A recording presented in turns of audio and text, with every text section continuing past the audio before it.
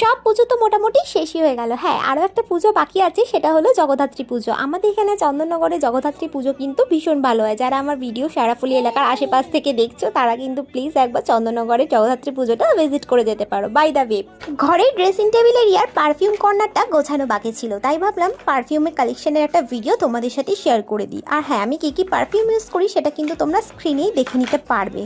যখন আমি hair band কালেকশনের ভিডিওটা তোমাদের সাথে শেয়ার করেছিলাম তখন না কিছু কমেন্টস অ্যান্ড ইনবক্স পেয়েছিলাম যে পারফিউমের কালেকশনের ভিডিও শেয়ার করতে, বাট আমি না সেরকম পারফিউম ইউজ করি না, বাট যেটা ইউজ করি সেটাই তোমাদেরকে শেয়ার করে দিই।